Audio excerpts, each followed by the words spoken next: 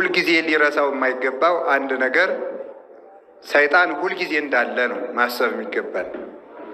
ቅዱስ መቃርስን ሰዎች በዓል በመጣ ጊዜ 2-3 ጽዋ ወይን ብንጠጣ ችግር አለውን ብለው ቢጠይቁት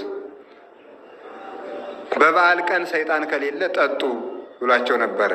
ሁልጊዜም ሰይጣን አለ ማለት ነው። ሁልጊዜ ሰይጣን ካለ ሁልጊዜ ንቁ መሆን ይገባል ማለት ነው። ሁልጊዜ መትጋት ይገባል። ቅዱስ ጳውሎስ እንደተናገረ በጊዜውም ያለ ጊዜውም ጽና ብሎ የተናገረው እሱ ነው። በጾምም በፋሲካም ተመሳሳይ ርቱ የሆነ የቀና ሕይወት ሊኖረን ስለሚገባ ነው። ጥጋብ በጾም ጊዜም አይፈቀድም፣ በፍስክ ጊዜም አይፈቀድም። ልክነት፣ መጠናዊነት በየትኛውም ጊዜ ይፈቀዳል። በመጠን ኑሩ ብሎ ቅዱስ ጳውሎስ እንደነገረን በመጠን ኑሩ ብሎ እንደተነገረን ሁሉም ነገር መጠን አለው። ሲጸለይ እንኳንስ ሌላው ድምፅን ያለ መጠን አውጥቶ መጸለይ እንኳን ስንፍና ነው። ሁሉን ማር እንኳን ባገኘ ጊዜ በልክ ብላ ይላል ሰሎሞን። ስለዚህ መልካም ነገርም እንኳ ቢሆን በመጠን ነው። ዘምር በመጠን ከመ ኢይዘንግው አኀው፣ ወንድሞች እንዳይዘነጉ ስትጸልይ በመጠን ዘምር፣ ድምፅህን መጠነህ ጸልይ። የራሴን እየጸለይኩ ነው ብለህ አጠገብህ ስላለው ሰው መጨነቅ አለብህ። ድምፅን ከመጠን በላይ አውጥተህ አጠገብህ የሚጸልየውን ሰው መረበሽ የለብህም። ጋር ነገር እንበለ ምጣኔ ጋር ውእቱ፣ መጠን የሌለው ጸሎት እሱ ጩኸት ይባላል። ወለጋርኒ ይተለወ ዝንጋኤ፣ ያለ መጠን መጮህ ደግሞ መርሳትን ያመጣል፣ መዘንጋትን ያመጣል፣ ልበቢስነትን ያመጣል። ያለ መጠን መጮህ ማለት ነው። ጋርን ዝንጋኤ ይከተለዋል። ስለዚህ በመጠን ጸልይ ይላሉ። ድምፅ ስንጸልይ እንኳን ድምፅ ከመጠን በላይ እንዳናወጣ ማለት ነው። ለምሳሌ ድምፃችን ከመጠን በላይ ብናወጣው በጣም የተማርንና ቃላትን አሳክተን የምናነብና የምንጸልይ ሰዎች ከሆን አጠገባችን ያሉ ሰዎች እወቁልኝ ነው እንዴ ይላሉ ይላል ትርጓሜው። ደግሞ አንደበተ ጎልዳፋ ነገራችን ሁሉ የማይከናወንልን ጎደፍዳፋዎች ከሆን ደግሞ ለዚህ እውቀቱ ነው እንዴ እንዲህ አድርጎ አሰምቶ የሚጸልይ ይሉናል ደግሞ ማለት ነው። ለዚህ ንባቡ ነው እንዴ ስሙልኝ የሚል ነውሬን ስሙልኝ ነው ይላሉ። በሁለት ምክንያት ከመጠን በላይ ድምፅ አውጥቶ መጸለይ እንኳን ተገቢ አይደለም ማለት። ለሁሉም መጠን ልክና መጠን አለው እና ጥጋብ ክፉ ነው። ስለዚህ በጾማችንም ጊዜ በልክ መኖር አለብን ማለት ነው። እንዲያ ከሆን ስለ ጾም ስንናገር ጾም ምንድን ነው ከሚል እንጀምራለን። ጾም ምንድን ነው? የጾም ዘይቤያዊ ፍቹ ይኖራል። እንደገና ደግሞ ምስጢራዊ ወይም ግብራዊ ፍቺ አለው። ጾም በቃሉ ሲተረጎም ጾምሰ ተከልኦተ ብሲ እመብል በጊዜ ውቅ በውስተ ሕግ ይላል። ፍትሐ ነገሥት አንቀጽ 15 ላይ 318ቱ ሊቃውንት ሲናገሩ ጾም ማለት የሰው ከመብል መከልከል ነው። ጾም ማለት በሕግ በታወቀ ጊዜ የሰው ከመብል መከልከል ጾም ይባላል። ዝም ብሎ ጊዜ አይደለም። በሕግ በታወቀ ጊዜ፣ ለሁሉም ጊዜ አለው። ለምሳሌ ለጾመ ነቢያት አለው እስከ 9 ሰዓት ነው። ጾመ ገሃድ እስከ ምሽት 1 ሰዓት ነው የሚጾመው። ጾመ አብይ ጾም የመጀመሪያው ሳምንት እስከ 12 ሰዓት ይጾማል። 40ው ቀን እስከ 11 ሰዓት ይጾማል። ሰሙነ ሕማማት ደግሞ እስከ 13 ሰዓት ወይም እስከ ምሽት 1 ሰዓት ይጾማል። ዓርብ ረቡዕ ወይም ጾመ ድህነት ይባላል። እነዚህ ደግሞ እስከ 9 ሰዓት ይጾማሉ። ምክንያት አላቸው፣ እነሱ እናመጣቸዋለን በጊዜው። ጾመ ነነዌ እስከ 9 ሰዓት ነው። ጾመ ፍልሰታ እስከ 9 ሰዓት ይጾማሉ። ጾመ ሐዋርያትም እስከ 9 ሰዓት ይጾማል ማለት ነው። ይህንን ከአቅም በላይ የበለጠ የሆነ ደዌ የሌለበት ሰው በዚህ ሰዓት መብላት አይችልም። ቢታመምም አራስ ቢሆንም እንኳ ምን አይነት ሰው ነው ይሄን ጾም መሻር የሚችለው? ምግብ መውሰድ አቁሞ ውሃ በጥጥ የሚወስድ ሰው ነው። ውሃ በጥጥ የሚወስድ ሰው ይሄንን ጾም ሊሽር ይችላል። ያውም በኋላ ሲድን ቀኖና ይሰጠዋል። ያም እንኳ ቢሆን ማለት ነው። ከዳነ በኋላ በንስሐ አባቱ አማካኝነት ቀኖና ይሰጠዋል ማለት ነው። ስለዚህ ጾም ማለት ተከልኦተ ብሲ እመብል በጊዜ እውቅ በውስተ ሕግ። ጾም ማለት በሕግ በታዘዘ ትእዛዝ በታወቀ ጊዜ የሰው ከመብል መከልከል ነው። እንዘ ይትዔዘዝ ለዘሐገጎ ሕጉን ለሰራው ለእግዚአብሔር በመታዘዝ የሰው ከመብል መከልከል ጾም ይባላል። እንዘ ይትዔዘዝ ለዘሐገጎ ሕጉን ለሰራው ለእግዚአብሔር እየታዘዙ ከመብል መከልከል እሱ ምን ይባላል? ጾም ይባላል ማለት ነው። ለምንድን ነው እንዲህ ያለው?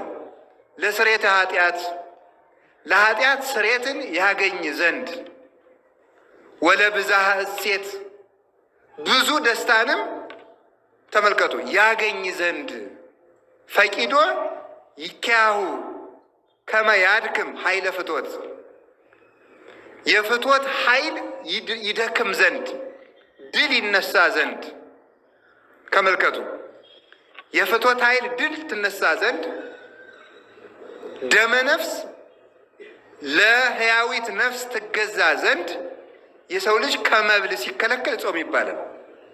ተመልከቱ፣ ሰው ሲጾም እነዚህን አሁን ያልናቸውን ነገሮች ነው የሚያገኛቸው።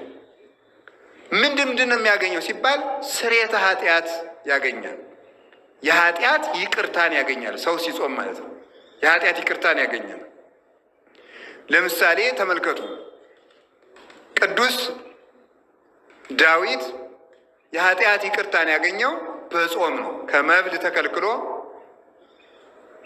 በገዛ እንባው ያበቀለው ሰርዶ ተብትቦ እስከሚይዘው ድረስ ከመሬት ላይ ወድቆ የጸለየበት ያንን ሰርዶ ጋሻ ጃግሬዎቹ መጥተው ሰርዶውን ቆርጠው እስከሚያወጡት ድረስ እያለቀሰ ቅዱስ ዳዊት ቢጾም የኃጢአት ይቅርታን ሰጥቶታል። እግዚአብሔር መንግስቱን መልሶለታል። በምኑ? በጾሙ ምክንያት ማለት ነው። ስለዚህ ጾም የኃጢአት ይቅርታንና ስርየትን ያሰጣል። ሁላችሁ እንደምታውቁት ታሪኩን ለመድገም አይደለም፣ የኃጢአት ይቅርታ የሚገኘው በጾም እንደሆነ የነነዌ ሰዎች በቂ ማስረጃ ነው።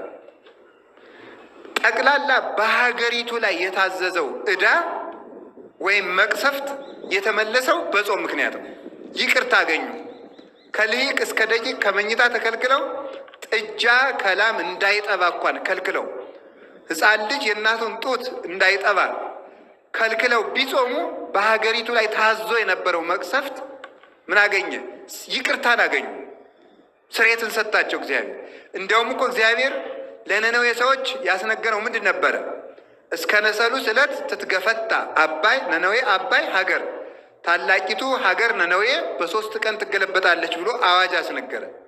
እነዚህ ሰዎች ሲጾሙ የኃጢአት ይቅርታን ሰጥቶ እግዚአብሔር በእነሱ ላይ የላከው እሳት ዛፍ ላይ ወጥቶ ፍርዱ እንዳይታጎል ከዛፉ ላይ አርፎ ከዛፉ ጥቂት በልቶ ከመሬቱ በልቶ ጥቂት ተመልሷል። ሰዎቹን አገሪቱን ሳያቃጠል ማለት ነው።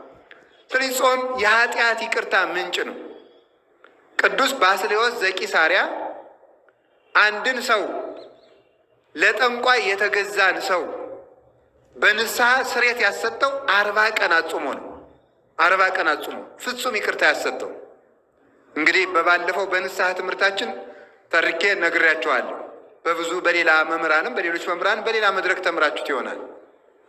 ሰውየው እንግዲህ የአንድ ባሪያ ሆኖ ከአንድ ቤተ መንግስት ገብቶ የንጉሱን ልጅ በምኞት ይመኛታል። እንደማይሳካለት አወቀ። የንጉስ ልጅ ልዕልት ናት። በቤተ መንግስት ለባርነት ተቀጥሮ ያለ ሰው የንጉስን ልጅ እንዲያገባ አይፈቀድለትም። ስለዚህ እሱ ከአንድ ጣዖት አምላኪ ሂዶ የንጉስ ልጅ ወድጄ ተቸግሬያለሁ ምን ላድርግ ብሎ ያማክረዋል። ሂድና እግዚአብሔርን ክጃለሁ ብለህ ደብዳቤ ጽፈህ ሰይጣንን አመልካለሁ እግዚአብሔር ክጃለሁ ብለህ ጽፈህ ወደ ምዕራብ ዙረህ ከመቃብር አረሚ ወይም ከማያምን ሰው መቃብር ሂደህ ቁም አለ። ጥቁር ሰው መጥቶ ይቀበልሃል አለ። ከዚያ በላይ ያንን ጽፎ ክዶ ከመቃብር አረሚ ሂዶ ያን ደብዳቤ ይዞ ቆመ። ያንን ሰውም ጥቁር ሰው መጥቶ ተቀበለው። ሰይጣን በጥቁር ሰው አምሳል ይገለጣል። እንግዲህ ጥቁር ሰው በያችሁ ቁጥር ደግሞ ሰይጣን ነው እንዳትሉሽ። በቀይ ሰው አምሳልም ሰይጣን ይገለጣል። ምንም በቀይ ሰው አምሳል ብቻ አይደለም፣ በመነኩሴ አምሳል ይመጣል እሱ። ኧረ በዚህ አይደነቅም? እስመ ሌሊሁ ሰይጣን ይትመሰል በመላከ ብርሃን፣ ሰይጣን በብርሃን መላክም ይመሰላል ብሎ ቅዱስ ጳውሎስ ነግሮን፣ በሚካኤልም ተመስሎ ይመጣ ይችላል። የመስቀሉን ብርሃነ መስቀሉን ወይም በትረ መስቀሉን አይዘውም እንጂ የሚካኤልን አክሊል አስመስሎ የሚካኤልን ክንፍ አስመስሎም ይመጣል ሰይጣን። ችግር የለበትም። ባይታውም ይመስላል እሱ።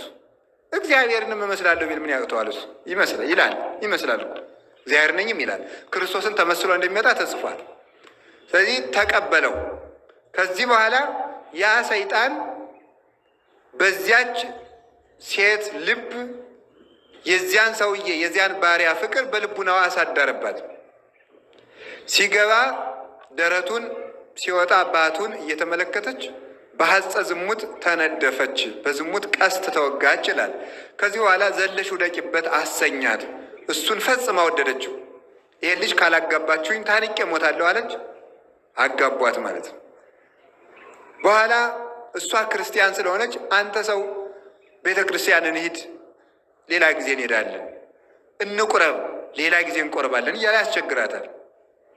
ሲያስቸግራት ምንድን ነው ብላ አስጨንቃ ያዘችው። የትዳር ትርጉሙ ከእግዚአብሔር ጋር መኖር ነው፣ ከዚያ ውጭ ምን ታደርግልኛለህ አለችው። አይ በነፃ ያገኘውሽ መስሎሻል? እንዲህ አድርጌ እኮ በጥንቆላ ነው ያገኘውሽ ይላታል። ነው እንግዲያማ ባስልዮስ የሚባል ታላቅ መምህር አለ አይደለ? ከሱ እንሂድ ሄደ። ከዚህ በኋላ ምን አደረገ? ከትልቅ ጉድጓድ ከትልቅ ገደል ውስጥ ቀስ አድርጎ እዚያች የምታመጣልኝ ቃል ለሂድ ማውረድ ብሎ በመሰላል አውርዶ መሰላሉን አነሳ እና 40 ቀን ገደል ውስጥ ጣለው። ትንሽ ትንሽ የሚበላት ነገር በሰርክ በዚህ ሰዓት እየሰጠ ማለት ነው። ምን አደረገ? በኋላ ሲጾም በ12ኛው ቀን ሲሄድ አጋንንት እየደበደቡኝ ነው፣ እንዴት ሆነህ አደርክ ሰነበትክ ሲለው አይ በከላይ ሆኖ በድንጋይ እየደበደቡኝ ነው። እንደገና ደግሞ በሌላኛው ጊዜ ሲሄድ አሁን እንኳን ራቅ ብዬ ድምፃቸውን እሰማለሁ። እንደገና ደግሞ በሌላ ጊዜ ሲሄድ አሁንሳ ሲለው አይ አሁንስ አንተ ታግለህ ስትጥላቸው ይታዩኛል። ከዚያ በኋላ መጀመሪያ በሌላኛው ቀን ሲሄድ ራቅ ብለው ሲሰድቡኝ ይሰማቸዋለሁ፣ ድምፃቸውን ብቻ። መጨረሻ ላይ አንተ ትግለህ ስትጥላቸው አይ። ከዚያ በኋላ ድምፃቸው ሁሉ ጠፋ።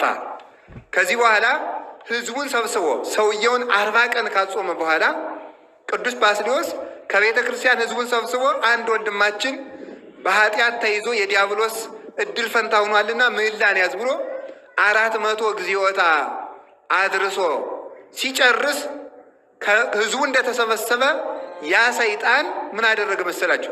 ባስልዮስ አትዘብዝበኝ፣ አትጨቅጭቀኝ፣ እሱን ልደብዳቤው ብሎ ሰይጣንን ክጀዋለሁ፣ ሰይጣንን አመልከዋለሁ፣ ክርስቶስን ክጀዋለሁ ብሎ የፈረመበትን ደብዳቤ ሰይጣን ራሱ አምጥቶ ከህዝብ መሀል ጣለለት።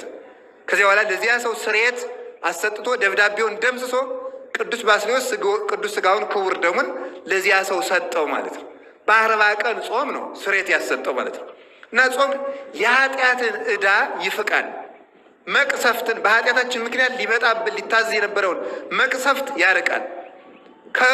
ከያለ ጊዜያችን ከመቀሰፍ ይሰውራል ማለት ነው። ቅስፈትን ያርቃል። የኃጢአት ይቅርታን ያሰጣል። የኃጢአታችን ይቅር ሲባል የኃጢአት ስርየት ጥቅሙ ምንድን ነው ስትሉ ከእግዚአብሔር ጋር ማኖሩ ነው። እግዚአብሔር ባህሪው ንጹሕ ስለሆነ በረከሰ ቦታና በረከሰ ሰውነት አድሮ አይኖርም። በረከሰ ቦታና በረከሰ ሰውነት አድሮ ስለማይኖር ኃጢአት ባለበት እግዚአብሔር የለም። ስለዚህ ኃጢአታችን ሲፋቅ የምናገኘው ትልቁ ጸጋ ማን ነው? እግዚአብሔርን ራሱን። እግዚአብሔር ያን ጊዜ መጥቶ ይዋሃዳናል ማለት። እግዚአብሔር ከሰው ጋር እንዳይኖር የሚያደርገው ምንድን ነው ካላችሁኝ፣ ኃጢአት ነው።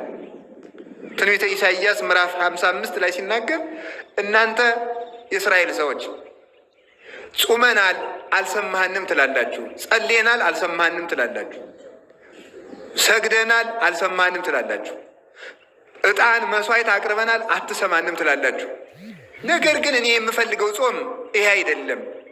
እናንተን እንዳላያችሁ ያደረገኝ ኃጢአታችሁ በመሃል በእኔና በእናንተ መካከል እንደ ግድግዳ ቆሞ ነው ይላል። ትንቢተ ኤርምያስ ምዕራፍ 3 ላይ ሲናገር እናታችሁን ያሰናበትኩበት የፍቺ ደብዳቤ ወዴት አለ ይላል። እናታችሁን የፈታሁበት፣ እናታችሁ የሚላቸው ለቤተ እስራኤል መቅደስን ኦሪትን ነው፣ ለእኛ ቤተ ክርስቲያንን ነው። እናታችሁን የፈታሁበት የፍቺ ደብዳቤ ወዴት ነው? እናንተስ ልጆቼ እኔስ አባታችሁ አይደላችሁምን? ነገር ግን ኃጢአታችሁ ከእናንተ ጋር እንዳልኖር መሀል ላይ እንደ ግድግዳ ተጋረደብኝ ይላል። ያንን የኃጢአት ግድግዳ የኃጢአት ግንብ የሚያፈርሰው ስርየተ ኃጢአት ነው። ስርየተ ኃጢአትን የሚያሰጠው አንዱ ማን ነው? ጾም ነው። ስለዚህ ሰው ሲጾም የኃጢአት ይቅርታ ያገኛል። የኃጢአት ይቅርታ ሲሰጥ ሊያጥር የነበረ የሕዝብ ዕድሜ፣ ሊፈርስ የነበረ ሀገር ይታነጻል። ሊያጥር የነበረ ዕድሜ ይቀጠላል። የተለየን እግዚአብሔር ከእኛ ጋር ይሆናል። ጸጋ እግዚአብሔርም ይታዘዛል። ስንጾም ስርየት እናገኛለን። ስርየት ስናገኝ እግዚአብሔር ከእኛ ጋር ይሆናል። እግዚአብሔር ከእኛ ጋር ሲሆን ከሀገርም ከሕዝብም ርቆ የነበረ ረድኤት ይመጣል። ዝናብ በጊዜው ይመጣል። ደመናት በጊዜው ይመላለሳሉ። ነፋሳት በጊዜያቸው ይነፍሳሉ። ቀላያትም በጊዜያቸው ይፈሳሉ። ምድርም የዘሩባትን ታበቅላለች። ሰማይም ዝናብ ለክረምት ጠል ለመከር ይሰጣል ማለት ነው። የተባረኩ ልጆች ይወለዳሉ። ትውልድ ይባረካል። የኃጢአት ስርየት የሚገኘው አንዱ በጾም ነው። ስለዚህ ስርየተ ኃጢአት ለማግኘት አይነተኛው መድኃኒት ጾም ነው ማለት ነው። ጾመን የኃጢአት ይቅርታ እንድናገኝ አምላክ ቅዱሳን ይርዳን። ጾም ምን እንደሆነ እያያችሁ ነው። ሁለተኛው ተመልከቱ፣ ብዝሃ ሐሴትን ደስታን ይሰጣል። ጾም ደስታን ያጎናጽፋል፣ ሐሴትን ይሰጣል ማለት ነው። መብል ሐዘንን ትካዝን ያበዛል። ለምን ሲባል መብል ባለበት ፈትው አለ። ባለፈው እንደተነጋገር ነው እንጨት በጨመርን ቁጥር እሳት እንደሚነደው መብል በጨመርን ቁጥር ፍትወት በሰውነት ይቀሰቀሳል፣ ይሰለጥናል ማለት ነው። ስለዚህ ያን ጊዜ ደግሞ ፍትወት ሲያድርብን ትካዜ ያድርብናል፣ ሐዘን ይሰለጥናል፣ ጸጋን እናጣለን ማለት ነው። ጸጋን ስናጣ ሐዘን ይከተላል። ወደ አዳምና ወደ ሔዋን ተመልሳችሁ አዳምና ሔዋን ባልበሉበት ወቅት ደስተኞች ነበሩ። ሲበሉ ጸጋቸው ተገፈፈ። ያልተፈቀደላቸውን ጾምን ሲሽሩ ማለት ነው። ጾምን ሲሽሩ አባቶቻችን በለስን በብዙ ጎዳና ነው የተረጎሟት። ሔዋንና አዳም ቆርጠው የበሏት በለስ እውቀት ተብላ ትተረጎማለች፣ ሕግ ተብላ ትተረጎማለች፣ ፍቅር ተብላ ትተረጎማለች፣ ጾም ተብላ ትተረጎማለች። እነዚህ ሁሉ ነገሮች ነው በለስ ተብለው የሚተረጎሙ። ስለዚህ ምንድን ነው ሲባል እነሱ ሳይበሉ ደስተኞች ነበሩ። ያልተፈቀደላቸውን ሲበሉ ግን ጸጋቸው ተገፈፈና ሐዘንተኞች ሆኑ። ስለዚህ ሰው በለስን መሻር፣ አዳምና ሔዋን በለስን በሉ ማለት ሰው ጾምን ሻረ ማለት ነው። ሰው ጾምን ሻረ። በለስ ለአዳም የተሰጠችው በጾምነት ነው። ጾም ናት ያችን። ስለዚህ ያቺ ጾም ስትሻር ጸጋ ተገፈፈ። ጸጋ ሲገፈፍ ሐዘን ሰለጠነ ማለት ነው። ስለዚህ ለሔዋን በሕማም ለዲ ወወሊደኪ ይኩን ምግባይኪ ሀበ ምትኪ ተባለ። በሕማም በጭንቅ ውለጅ ተባለች። ፈቃድሽም ወደ ባልሽ ይሁን። አዳምም ጥረህ ግረህ ብላ። ልፋት፣ ድካም፣ ስራ፣ ፍቶት፣ ደዌ እንዲህ ያለው ነገር ሁሉ የሚሰለጥነው ጾምን በመሻር ነው። ደዌ ደግሞ የሚርቀው በአንጻሩ ውጣ ውረድ የሚርቀው ምንም የማያተርፉበት ድካም የሚርቀው ትንሽ ሰርቶ ብዙ በረከት ማግኘት የሚመጣው ከጾም የተነሳ ነው። ስለዚህ ጾም የደስታ ምንጭ ሲሆን መብል ደግሞ የሐዘንና የትካዜ ምንጭ ነው። በረከትን ይገፋል ማለት ነው። በረከትን ከእኛ ጋር አጽንቶ የሚያኖረው ጾም ነው። ሰው በጾመ ቁጥር በረከት እየተጨመረለት ኃይል እየተጨመረለት ይሄዳል ማለት ነው። ኃይል ሰው ሲበላ ደግሞ ድካም እየተጨመረበት ይመጣል። ልክ ተመልከቱ፣ ስጋን የሚያቆመው መብል እንደሆነ ነፍስን የሚያቆማት ጾም ነው ማለት ነው። ሰው ሳይበላ 7 ቀን ቢቆም እንደሚደክመው ሁሉ ሰው ሳይጾም ደግሞ ብዙ ዘመናትን ባሳለፈ መጠን ነፍሱ እየደከመች ትሄዳለች ማለት ነው። ጾም የሚፈውሰው የነፍስን ቁስል ነው። ነፍስ ስትፈወስ ደግሞ ስጋ ይፈወሳል ማለት ነው። የስጋ ፈውስ አረቦኑ የነፍስ ፈውስ ነው ይላሉ ሊቃውንቱ። አረቦኑ ምን ማለት ነው? ሰው ከጾም ከስጋ ፈውስ በፊት የነፍስ ፈውስ ይቀድማል ማለት ነው። የነፍስ ፈውስ ይቀድማል። ስለዚህ ነበረ ጌታችን ኢየሱስ ክርስቶስ የታመሙ ሰዎችን ሲፈውስ ምንድን ነበር የሚለው? ኃጢአትህ ተሰረየችልህ ነበር የሚለው። ኃጢአትህ ተሰረየ። አንተ እገሌ ጆሮህ ድኗል፣ አፍህ ድኗል፣ ወገብህ ድኗል፣ እግርህ ድኗል ሳይሆን የሚለው እጅህ ድኗል ሳይሆን የሚለው ኃጢአትህ ተሰረየችልህ። ኃጢአትህ ተሰረየችልህ የሚለው ለምንድን ነው? የኃጢአት ይቅርታን ሲሰጠው ደዌውንም ይፈውሰዋል ማለት ነው። ደዌውንም ይፈውሰዋል። ስለዚህ ተመልከቱ፣ ጾም ትፈውስ ቁስለ ነፍስ ያለው ቅዱስ ያሬድ ለዚህ ነው። ጾም የነፍስን ቁስል ትፈውሳለች ይላል። ነፍስ ሲፈወስ የስጋ በሽታም ይርቃል፣ የስጋ ደዌም ይርቃል። ስለዚህ ደስታን ይሰጥናል ማለት ነው። የተገፈፈ ጸጋ ይመለሳል። ጸጋን የሚመልሰው ጾም ነው። ጸጋን የሚገፈው ደግሞ መብል ነው። ስለዚህ ጾም የደስታ ምንጭ ነው፣ መብል ደግሞ የሐዘን ምንጭ ነው። አዳም ከበላ ጀምሮ ሐዘን መጣበት። ለምን ስትባሉ ፍትወታት እኩያት ኃጣው ርኩሳትን ሰብስቦ ኦሪት ዘፍጥረት ምዕራፍ 3 ቁጥር 17 ሲናገር እሾህና አሜከላ ይብቀልብህ ብሎታል። ምድር በአንተ ምክንያት እሾህና አሜከላን ታብቅልብህ። ተመልከቱ፣ ምድር በአንተ ምክንያት እሾህና አሜከላን ታብቅልብህ ያለው ምንድን ነው? ሁለት ነገር ነው የሚተረጎሙ። ሶስት ይቅር በሉ። አንደኛ በቁሙ ምድር በቁሙ ምድር፣ ሁለተኛ ስጋ፣ ሶስተኛ ህሊና። እነዚህ ሶስቱ ናቸው ምድር ተብለው የተጠሩ። አዳም ሆይ ያልተፈቀደልህን ዛፍ ስለበላህ እንግዲህ ተመልከቱ፣ ምድር እሾህ ታብቅልብህ። በለስ ለእኛ ምንድን ናት ነው ያልኳችሁ ቅድም? ጾም ናት ብያቸዋለሁ። ለአዳም እግዚአብሔር በለስን የጾመው የሰጠው በጾምነት ነው። አትብላ ሲለው ጾምን እየሰራለት ነው። ስለዚህ ጾም መቼ የተሰጠ ነው ስትሉ፣ ጾም ተፈጥሯዊነት ነው። ስንፈጠር የተሰጠን ነው። ሰው በመሆናችን ከተሰጡን ጸጋዎች አንዱ ጾም ነው። ለመጀመሪያው ፍጡር ለመጀመሪያው ሰው መጀመሪያ እግዚአብሔር የሰጠው ጾም ስለሆነ ነው። የመጀመሪያው ሀብታችን መብል አይደለም። የመጀመሪያው ሀብታችን ጾም ነው። ስለዚህ አዳም የመጀመሪያ ሕጉ ጾም ነው። ነገር ግን ሲበላ ምን አለው እግዚአብሔር? በአንተ ላይ ምድር እሾህ ታብቅልብህ። ለምን? ጾም ስለገደፍ። ስለዚህ ሰው ጾም ሲሽር ምን ይበቅልበታል? ምድር እሾህ ታበቅልበታለች። ምን አይነት እሾህ? አንደኛ ምድር በቁሟ እሾህ ታበቅልበታለች። ሁልጊዜ ለሚበላ ሰው ወዳጆቹ እሾህ ይሆኑበታል። የተሰማራበት ሜዳ ሁሉ እሾህ ይሆንበታል። ቢያስተዳድር የሚቀበለው የለም፣ የሚገዛለት አያገኙ። ቢያገባ ትዳሩ ይበተንበታል፣ ይናጋል። ቢነግድ ገንዘቡ አይበረክትለትም። ዘመዶቹ ጠላት ይሆናሉ፣ ወዳጆቹ ይክዱታል። ዓለም በሙሉ እሾህ፣ የበላው ደዌ ይሆንበታል። መኝታው ሁሉ እሾህ ይሆናል፣ ቤቱ እሾህ ይሆናል። ሀገር ሁሉ ለእሱ የማይመች ይሆናል። ምድር እሾህ ትሁንብህ ማለት ያየኸው፣ የሰማኸው፣ የረገጥከው፣ የጨበጥከው ሁሉ አይመችህ ማለት ነው። ጾም ለሚሽር ሰው የትም ዓለም አይመቸውም። ዓለም ሁሉ ለእሱ እሾህ ትሆንበታለች። የትም ተቀምጦ ተመችቶት አይቀመጥም፣ ተመችቶት አይተኛም፣ ተመችቶት አይውልም፣ ተመችቶት አያድርም ማለት ነው። ስለዚህ የነካው ሁሉ እሾህ የሚሆንበት፣ የትም ሂዶ ተሰዶ የሚመጣ ማለት ነው። ስለዚህ ምድር እሾህ ታብቅልብህ ማለት መሬት አትመችህ ማለት ነው። ይሄው ለአዳምና ለልጆቹ ዛሬ መሬት የማትመች ሆናለች። ዛሬ ጌታችን ኢየሱስ ክርስቶስ መጥቶ ተወልዶ ከባረካት ወዲህ ግን ምድርን ለበረከት አድርጎልናል። ያን እሾህ ነቅሎ ማለት ነው። ሁለተኛ ደግሞ ምድር እሾህ ታብቅልብህ የተባለ ስጋህ በሽታ ያብቅልብህ ማለት ነው። በሽታ ያብቅልብህ። ለመጀመሪያ ጊዜ ደዌ ወደ ምድር የመጣው በምን ምክንያት ነው ካላችሁኝ፣ ጾም በመሻር ነው። በሽታን ወደዚህ ዓለም ያመጣው ምንድን ነው ካላችሁኝ፣ ጾምን መሻር፣ በለስን መብላት ነው። ጾም ስንሽር ደዌ በዚህ ወደዚህ ዓለም መጣ ማለት ነው። አሁን ሳይንሶችም ሰምተዋል አይደል? ሰምታችኋል አይደል? ሰው ቢያንስ እስከ ስንት ሰዓት መጾም አለበት ብለዋል።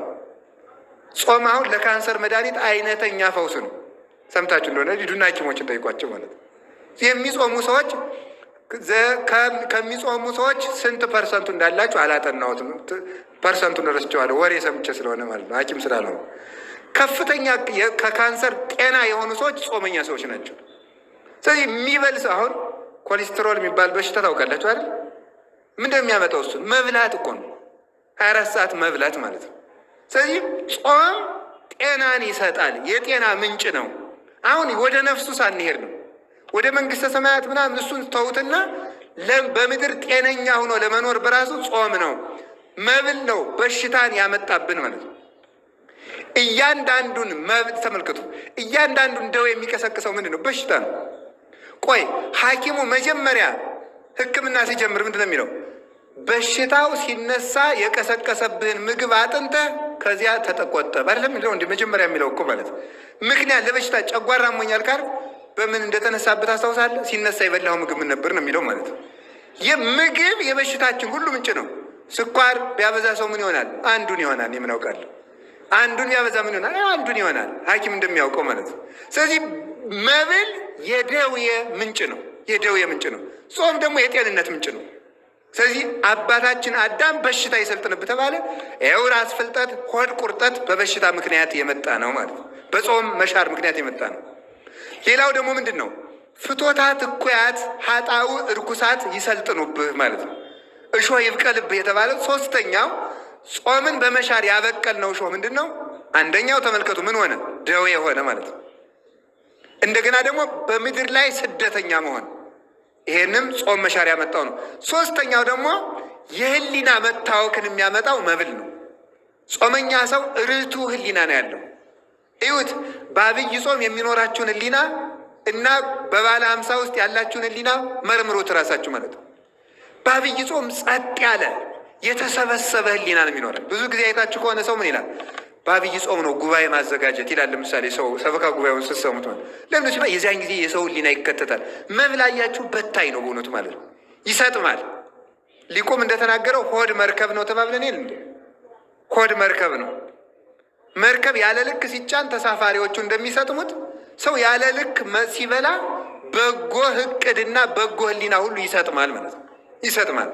ስለዚህ ቀሊለ ህሊና ይኖረናል ማለት ነው። ትጋት ይሰጠናል። የትጋት ምንጭ ጾም ነው። ስጋው ለጸዋሚ እይት ካህሎ ከመይኑም ኩላ ሌሊተ ፊልክስዩስ የሚናገረው የጾመኛ ሰው ሰውነት ሌሊቱን ሙሉ ተኝታ ማደር አትችልም ነው የሚለው ማለት ነው። ጾመኛ ሰው ትጋት ይሰጠዋል፣ ከደዌም ይድናል፣ ርቱ ህሊና ይኖረዋል ማለት ነው። የሚበጻበጽ በውሳኔ የተከፈለ ልብ ያለው ይሄ ልክስክስክስ ያለ ህሊና የሚኖረን በላተኞች ከመሆናችን የተነሳ ነው ማለት ነው። በላተኞች ከመሆናችን የተነሳ ነው። ስለዚህ ርቱ ህሊና ይሰጠናል። ፍቶት አይሰለጥንብንም። ክፉ ህሊና አይሰለጥንብንም። አድመኝነት አይሰለጥንብንም። ሰውን መደባደብ፣ ትኩሳት የሆነ ነገር ሁሉ፣ ለቁጣ መቸኮል ሁሉ አይሰለጥንብንም ማለት ነው። ራስን የመግዛት ምንጩ ጾም ነው ማለት ነው። ራስን የመግዛት ምንጩ ጾም ነው። እንግዲህ እነዚህ ሁሉ ነገሮች ፍቶታት እኩያት ኃጣው ርኩሳት፣ ክፉ ህሊና በጾም ይርቃል። ክፉ ህሊና በጾም ይርቃል። ልክ ተመልከቱ። አላችሁ የላችሁም? እግዚአብሔር ከሁላችን ጋር ይሆን። አሁን እዚህ አካባቢ የተቋተ ውሃ ቢኖር እዚህ ላይ የሚራቡ ተሐዋስያን ይኖራሉ። ያንን ውሃ ስንጠርገው ግን ተመልከቱ፣ እነዚያ ተሐዋስያን ሁሉ ምን ይላሉ? ይርቃሉ ማለት ነው። ለምሳሌ የወባ ትንኝ እዚህ ላይ እንዳይረባ ይራባ ይላሉ ሐኪሞች። በአካባቢ የተቋተ ውሃ እንዳይኖር ጥረጉ ይላል። ይሄ ሳይንሳዊ አድርገውት ነው። በእኛም በቤተ ክርስቲያን ኦሪት ዘፍጥረት ላይ ያለ እኮ ነው። እግዚአብሔር መሬት ጥሩ ዘር እንድታበቅል ከማድረጉ አስቀድሞ ምንድን ነው ያለ? በመሬት ላይ የተኛውን ውሃ ሰበሰበው ነው የሚለው። መሬትን ጠፈፍ አደረጋል። ስለዚህ ተሐዋስያን ውሃውን ስናነሳው እንደሚርቁ ስንጾም አጋንንት ይርቃሉ። አጋንንት ይርቃሉ። ክፉ ህሊና ይርቃል። ፍቶት ይቀነሳል። ስጋችን መገራት ይችለዋል ማለት ነው። ገሪር ይሰጠናል። አሁን ተመልከቱ፣ ጾም በስጋ ሲገራ ህሊና ለልብ ይገዛል፣ ልብ ደግሞ ለእግዚአብሔር ይገዛል። ተመልከቱ፣ አሁን በቤተ ክርስቲያናችን ስርዓት የመጀመሪያው በአብይ ጾም የመጀመሪያው እሁድ ተቀነዩ ይባላል። ቅዱስ ያሬድ ነው ስም ያወጣለት። ተቀነዩ ለእግዚአብሔር በፍርሃት ወተሐሰዩ ሎቱ በረአድ የሚለውን የማሕሌት ባለሙያዎች የድጓ መምህራን በጾመ ድጓቸው ይህንን ያንቆረቁሩታል። የመጀመሪያው ጾም መግቢያ ምን ይባል? ተቀነዩ። እንግዲህ ለእግዚአብሔር ተገዙ ይላል። ለምንድን ነው የመጀመሪያው እሑድ ተገዙ የተባለ? ተቀነዩ ተብሎ አከለክሙ መዋዕል ዘሀለፈ ዘተቀነይክሙ ለግእዘ ሥጋክሙ፣ ለሥጋ ፈቃዳችሁ የተገዛችሁበት ጊዜ ይበቃል ይላል ቅዱስ ያሬድ። ለሥጋ ፈቃዳችሁ የተገዛችሁበት ጊዜ ይበቃል። አሁን ለእግዚአብሔር በፍርሃት ተገዙ። ለምንድን ነው ጾም ሲመጣ ለእግዚአብሔር ተገዙ የሚባለው? ለእግዚአብሔር መገዛት ማለት እግዚአብሔርን በልብ ማምለክ፣ ልብን ለእግዚአብሔር ማስረከብ ነው። ልብ ብላችሁ ስሙ። ልብን ለእግዚአብሔር ማስረከብ ለእግዚአብሔር መገዛት ከሆነ ልብ ለእግዚአብሔር መገዛት የሚችለው ምን ሲገዛ ነው ሲባል ሥጋ ለነፍስ ሲገዛ ነው። ስለ ሥጋ ለነፍስ መገዛት የሚችለው ምንድን ነው? ሲጾም ነው። አያችሁ፣ ገሪር ይገኛል ማለት ነው። ሥጋን መቆጣጠር የሚቻለው በጾም ነው። በእውነት ማለት ነው። ሥጋን መቆጣጠር የሚቻለው በጾም ነው። ሰውነታችን መግዛት የምንችልባቸው ሁለት መሰረታዊ ነገሮች አሉ። አንደኛው ጾም ነው። ሁለተኛው አፍን መግራት ነው። ንግግርን መቆጠብ ነው። ፈረስ በልጓም እንደሚሰበሰበው ሰውነቱን መግዛት የሚችለው በምንድን ነው ካላችሁኝ፣ አንደበቱን በመቆጠብ ነው። አንደበት እሳት ነው ብሎ ያዕቆብ የተናገረው ለዚያ ነው። እሳት ከአንድ ቦታ ተነስታ ከተማውን ሁሉ እንደምታቃጥለው አንደበት ላይ እዚች አፍ ውስጥ እየነደደች መላውን ሀገር ተብሎ የሚጠራው ሰውነታችን ነው። ለምሳሌ እዚህ አካባቢ አንድ እሳት ቢቃጠል ዝም ብለን ካየነው መላ ከተማው ጎንደር ሊያቃጥል ይችላል። ሰውነታችሁን እንደ ሀገር ቁጠሩት። እንደ ሀገር ከቆጠር ነው አንድ ቦታ የጫርናት እሳት መላ ሀገር እንደምታቃጥለው አፋችን ውስጥ የምትነደው አንደበታችን መላ ሰውነታችን በሙሉ ታነደዋለች በኃጢአት ማለት። መብልም እንደሱ ነው ማለት ነው። ስለዚህ መብል ስንቀንስ ሥጋ ለነፍስ መገዛት ይችላል። ራስን የመግዛት እግዚአብሔርን የማምለክ ምንጩ ጾም ነው ማለት ነው። ራስን የመግዛትና እግዚአብሔር የማምለክ ምንጩ ጾመኛ ሰው በእውነቱ ከዝሙት መቆጠብ ይቻላል። ከስድብ መቆጠብ ይችላል። ከመግደል መቆጠብ ይችላል። ከመደንፋት፣ ከኩራት፣ ከትዕቢት፣ ከማን አለብኝነት፣ እኔ እበልጣለሁ ከማለት ከዚህ ሁሉ የሚሰበስበን ጾም ነው። ስለዚህ ጾም የዚህ ሁሉ ምልክት ነው ማለት ነው። አላችሁን? የላችሁም? እግዚአብሔር ከሁላችን ጋር ይሆን። ሌላው ጾም የፍቅር ምልክት ነው። ጾም የፍቅር ምልክት ነው። እንዴት ነው ጾም የፍቅር ምልክት የሚሆነው?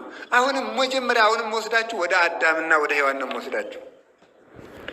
እግዚአብሔር አዳምን መጀመሪያ ፈጥሮ ከዚህ እንጨት እንዳትበላ ያለው ለምንድን ነው? እግዚአብሔር እኮ በገነት አዳምን ከከለከለው እጽዋት ለአዳም የፈቀደው እጽዋት ይበዛል ነው በመጽሐፍ ቅዱስ የተነገረ።